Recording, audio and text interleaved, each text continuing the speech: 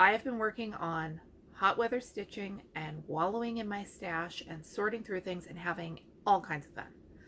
Hey Flosstube, it is July 15th. I am Michelle. This is my romantic tangle, and I have got stuff to share with you before I plunge back into my projects. Last video I told you it was going to get hot, and it did get hot. Our little town, I think, only hit 115-ish, which I know compared to other places isn't all that hot, and it was not fun. It was not, for our little household, dangerous, but it was stressful and kind of miserable.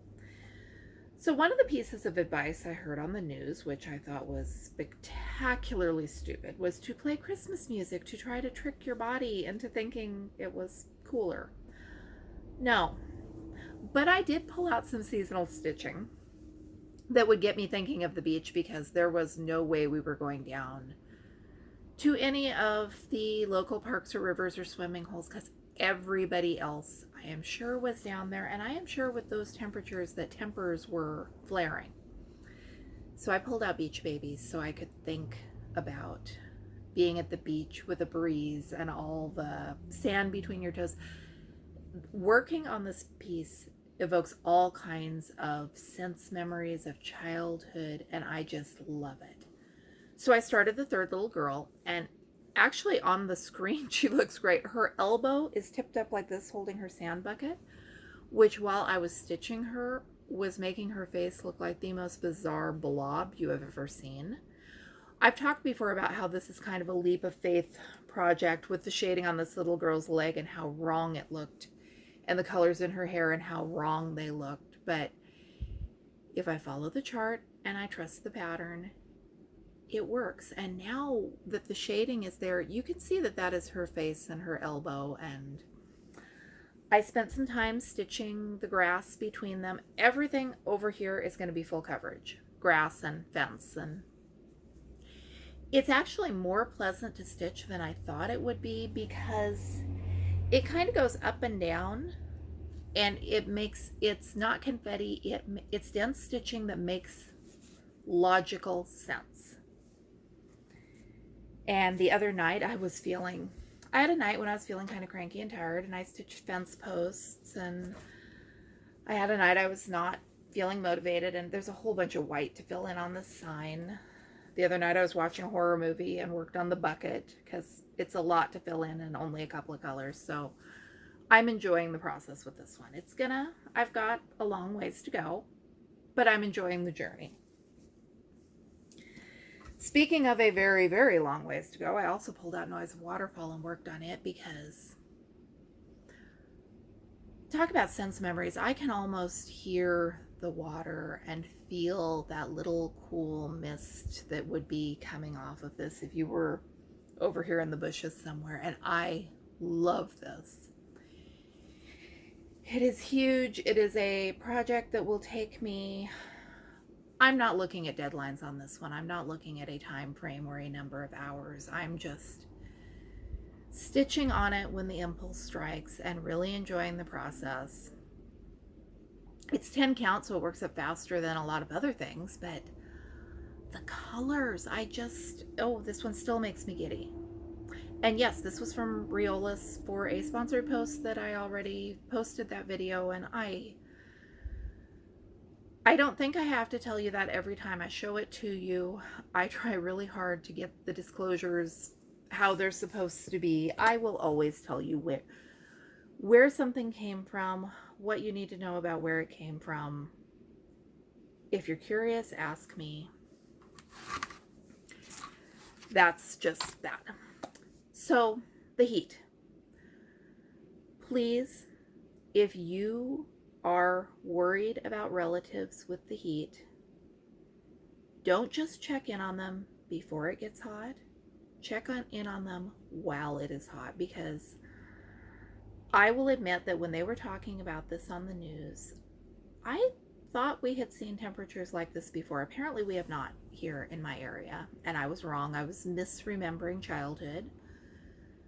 Whether that is because I was just misremembering or because somebody in retelling the stories had inflated the numbers a bit, I don't know. But every summer when we have a hot spell, they tell us that it is going to be life-threatening and all the doom and gloom and caution. And so I want to say maybe I wasn't taking this as seriously as I should have been, but at the same time, we were fine, mostly. We have a 100-year-old farmhouse. We have trees. We are surrounded by farmland.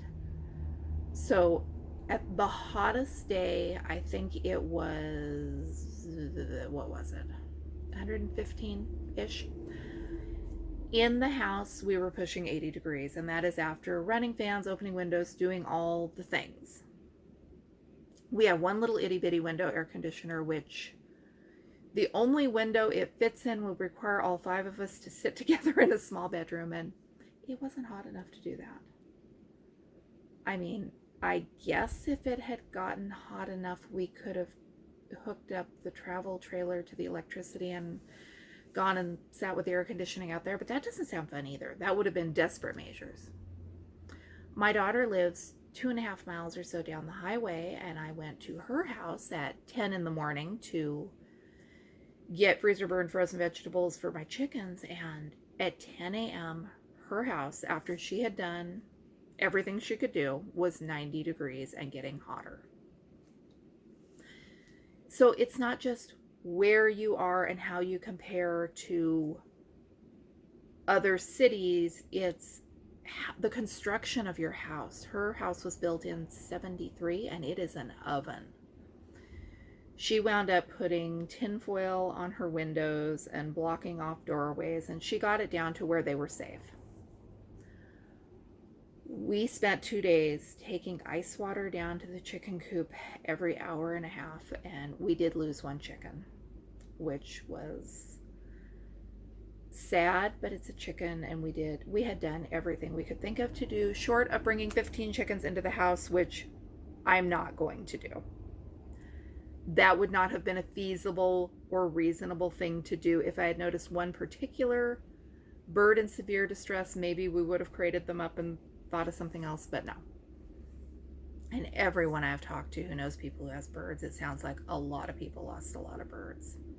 I talked to our neighbor across the street, and they have a fully remodeled house with full heat pump and air conditioning, and they were only managing to keep their place 3 degrees cooler than ours. So if you have an elderly family member, if you have a fragile family member, check on them once it actually is hot so that you can know that they really are okay, not just that they were sure they would be okay. We went thrifting at some point, and they've rearranged the store again, which was annoying, but the craft section looks like it's going to be bigger, and I found this guy. There just aren't words. He's kind of ugly, but he's the colors and the style, and he's spectacularly vintage, and he was only 79 cents. So I don't see needlepoint that's of this era. I really don't see needlepoint that is of this era or any other era that is 79 cents. So he came home, and I think he's going to be the cover of a junk journal or something. His face is Petty Point. Is that the tiny, tiny stitches? And part of his rabbit? Oh, I am wrong. I apologize. That's his hand. So that matches up with his skin. But then one of the rabbit's ears is itty bitty stitches. So I don't understand him. I know I love the shade of blue around him and how he's got that creepy old Victorian doll look.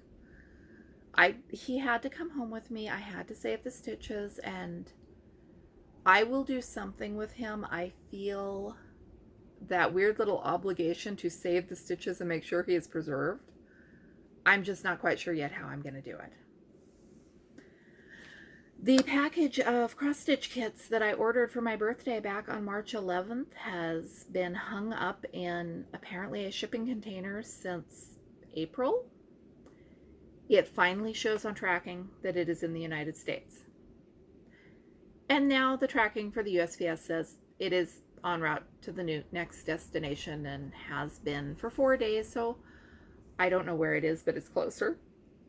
That would really stink if it was closer and it got lost again. But hopefully in the next video, I will have a Riola haul to share with you. They're 8 kits. I'm excited about them. And I'm excited about them, but at this point I've almost given up hope. So there's that. I have been digging through my stash for the past couple of days. My husband went camping without me, which never ever happens. Maybe once every 5 years he will go camping with a buddy and leave me and the kids at the house. So I have been back up cleaning in the attic, digging out closets, just doing the kind of stuff where it requires making a massive mess before possibly it looks better, and it's just easier to do those things without witnesses or explaining what you're doing and why. I dug out all my dimensions kits. I mean, I knew exactly where they were, but I sorted them out from all the other kits, and I am doing a video about why I love dimensions kits, and I have more than I thought I had. So there's a kit collection video in the works. I went through and pulled out all of my Hobby Lobby yarn hauls for the past 4 years and a bunch of other yarn that I had set aside for working on projects. And tonight I am going to take it all and spread it out on my living room floor and kind of re-evaluate what I've got and take, instead of having it like it is now where it's organized by weight and type and all that, I'm going to pull what I want to use for projects in the, I was going to say immediate future, but it depends on how you define immediate. I'm having fun. I pulled out my stash of old hot iron transfers, and I'm going to go through these and I'm going to see what I can do with that liquid embroidery set I bought.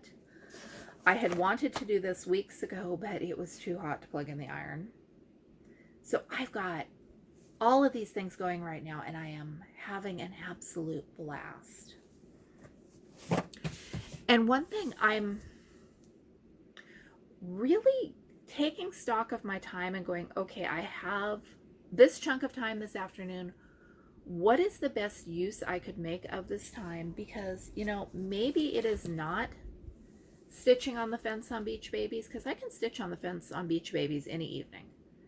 Some of this other stuff takes a different stretch of uninterrupted time. So I'm not necessarily doing what I thought I would be doing. I don't know what I'm doing. I am trying to figure out the best use of my time, and it has been an interesting process. I am trying to get my ducks in a row so that going forward, I will have stuff set up and ready to go, and I think that's a plan. And I'm so happy that it's not hot. We've been having temperatures in the high 80s, low 90s, and I tell you, after that heat wave thing we had, it's not that bad. The blood thinners also do a number on my sense of what the temperature is, so what I'm feeling on any given day may not have anything to do with what anyone else in the house is feeling on that day. Thanks for watching. I'm Michelle. This is my romantic tangle. I will be back with another Flosstube update probably in 2.5 weeks or so. In the meantime, I got a bunch of other stuff I am working on to post for you. I pulled out one of my favorite quilts that I made for not quite as cheaply as possible, but to make that quilt as cheaply as possible. So I've got a discussion coming on how to do cheap quilts, and I'm going to play with vintage embroidery, and I'm just having fun. I'll see you soon with more videos.